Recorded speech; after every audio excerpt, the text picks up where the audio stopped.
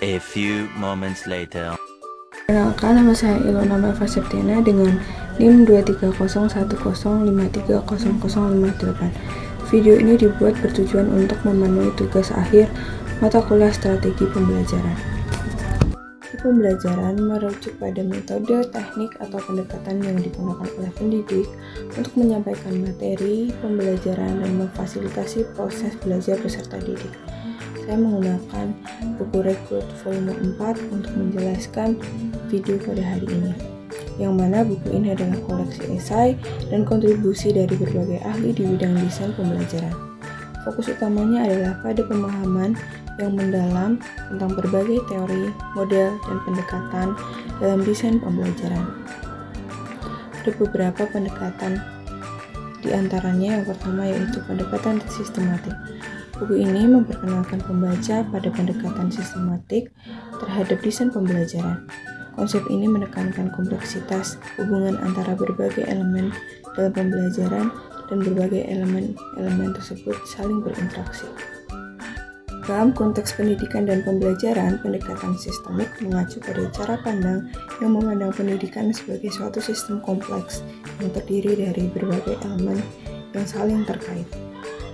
Koneksi pendekatan sistemik mengakui bahwa setiap elemen dalam sistem pendidikan saling terhubung dan berinteraksi satu sama lain. Perubahan atau peristiwa di satu bagian dari sistem dapat mempengaruhi bagian lainnya. Kompleksitasnya ada sistem pendidikan adalah entitas yang kompleks dengan hanya variabel, dinamika, dan hubungan yang beragam. Pendekatan sistemik mencoba untuk memahami kompleksitas ini dengan melihat gambar keseluruhan. Dari konstruktivisme, salah satu sorotan utamanya adalah konstruktivisme yang menekankan peran aktif peserta didik dalam membangun pengetahuan mereka sendiri melalui pengalaman langsung. Konstruktivisme memandang pembelajaran sebagai proses aktif di mana peserta didik membangun pemahaman mereka sendiri dari interaksi dengan materi pembelajaran.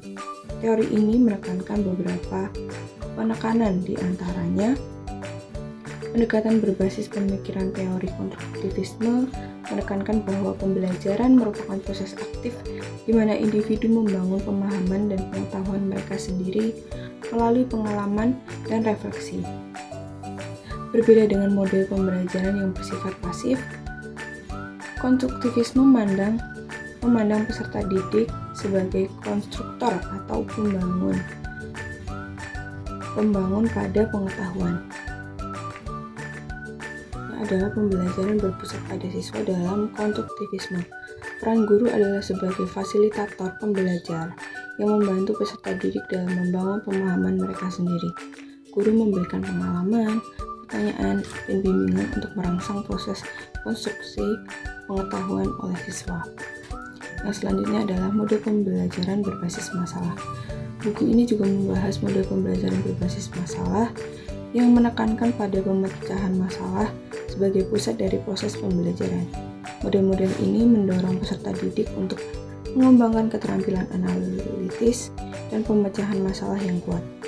Problem Based Learning atau PBL adalah pendekatan pembelajaran yang menempatkan masalah di pusat proses pembelajaran. Pada masalah model atau PBL dimulai dengan penyajian suatu masalah atau situasi yang relevan dan bermakna bagi peserta didik. Masalah tersebut biasanya mirip dengan situasi dunia nyata yang menuntut pemecahan masalah atau pemikiran kritis. Pendekatan aktif, peserta didik diajak untuk aktif terlibat dalam pemecahan masalah tersebut. Mereka diminta untuk mengidentifikasi fakta, mengumpulkan informasi, menganalisis data, dan merancang solusi untuk masalah yang diberikan. Fasilitas oleh guru. Peran guru dalam mode PBL adalah sebagai fasilitator, bukan sebagai penyampai informasi. Guru pembimbing peserta didik dalam proses pembelajaran, memberikan arahan, pertanyaan yang memandu, dan umpan balik yang membantu peserta didik dalam memecahkan masalah. Berbasis kompetensi. Pembahasan tentang desain berbasis kompetensi menyoroti pentingnya mencapai keterampilan dan pengetahuan spesifik dalam pembelajaran. Model-model ini menekankan pencapaian tujuan pembelajaran yang jelas dan terukur. Teori ini menekankan pada pusat pada kompetensi desain berbasis kompetensi, memfokuskan perencanaan pembelajaran pada identifikasi kompetensi yang ingin dicapai oleh peserta didik. Kompetensi ini bisa berupa keterampilan, pengetahuan, sikap, atau kombinasi dari ketiganya yang relevan dengan tujuan pembelajaran. Keterukuran dan terukur. Kompetensi yang diidentifikasi dalam desain berbasis kompetensi harus dapat diukur secara jelas dan terukur. Hal ini memungkinkan pendidik untuk mengevaluasi pencapaian peserta didik dengan objektif dan akurat. Belajar kolaboratif. Konsep belajar kolaboratif juga mempertimbangkan di mana peserta didik belajar melalui interaksi dan kolaborasi dengan orang lain. Belajar kolaboratif adalah suatu pendekatan pembelajaran di mana peserta didik bekerja sama dalam kelompok atau tim untuk mencapai tujuan pembelajaran bersama. Dalam belajar kolaboratif, peserta didik tidak hanya mengandalkan pengalaman dan pengetahuannya sendiri, tetapi juga memanfaatkan pengetahuan dan keterampilan rekan-rekan mereka dalam satu kelompok tertentu. Ada beberapa poin penting dalam pengertian belajar kolaboratif meliputi yang pertama, kerjasama. Belajar kolaboratif menekankan kerjasama antara peserta didik. Mereka bekerja sama untuk memecahkan suatu masalah, menyelesaikan tugas, atau mencapai tujuan pembelajaran tertentu. Interaksi peserta didik terlibat dalam interaksi yang aktif dan terus-menerus dengan rekan-rekan mereka dalam suatu kelompok. Mereka berbagi ide, berdiskusi, bertukar informasi, memberikan umpan balik, dan mendukung satu sama lain dalam proses pembelajaran. Pembelajaran berbasis teknologi. Pembelajaran berbasis teknologi atau Technology Based Learning atau TBL adalah pendekatan pembelajaran yang menggunakan teknologi komputer dan internet sebagai sarana utama untuk menyampaikan materi pembelajaran, berinteraksi dengan peserta didik, dan memfasilitasi proses pembelajaran. Dalam pembelajaran berbasis teknologi, teknologi digunakan untuk meningkatkan aksesibilitas, fleksibilitas, interaktivitas, dan efektivitas pada pembelajaran. Beberapa poin penting dalam pengertian pembelajaran berbasis teknologi meliputi pemanfaatan teknologi. Pembelajaran berbasis teknologi memanfaatkan berbagai jenis teknologi seperti komputer, internet, perangkat mobile, perangkat lunak, dan platform pembelajaran daring. Ini memungkinkan peserta didik untuk mengakses materi pembelajaran dari mana saja dan kapan saja. Yaitu evaluasi pembelajaran adalah proses sistematis untuk mengumpulkan, menganalisis, dan menafsirkan informasi terkait dengan pembelajaran peserta didik dengan tujuan untuk membuat keputusan tentang kemajuan, efektivitas, dan kualitas pembelajaran.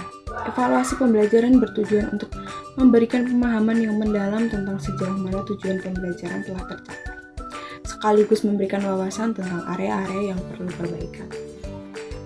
Beberapa poin penting dalam pengertian evaluasi meliputi yang pertama, pengumpulan data. Evaluasi pembelajaran melibatkan pengumpulan data tentang pembelajaran peserta didik, baik itu dalam melalui tes, tugas, proyek, observasi, ataupun wawancara. Data tersebut dapat mencakup pencapaian akademik, keterampilan, sikap, dan aspek-aspek pembelajaran. Yang kedua adalah analisis data. Setelah data dikumpulkan, evaluasi pembelajaran melibatkan analisis data untuk mengevaluasi kemajuan peserta didik dalam efektivitas metode pembelajaran. Ini melibatkan penggunaan alat analisis statik atau kualitatif untuk mengidentifikasi pola, tren, atau masalah yang muncul. Kesimpulan dari buku yang aku baca yaitu Instructional Design Theories and Models Volume 4 kira-kira akan menyoroti beberapa hal kunci yang dapat diambil dari kumpulan esai dan kontribusi para ahli di bidang desain pembelajaran. Secara keseluruhan, buku Instructional Design Theories and Models Volume 4 memberikan pemahaman yang mendalam tentang berbagai aspek dalam desain pembelajaran dan menekankan pentingnya pendekatan yang fleksibel, kontekstual, dan berpusat pada peserta didik. Oh, wow!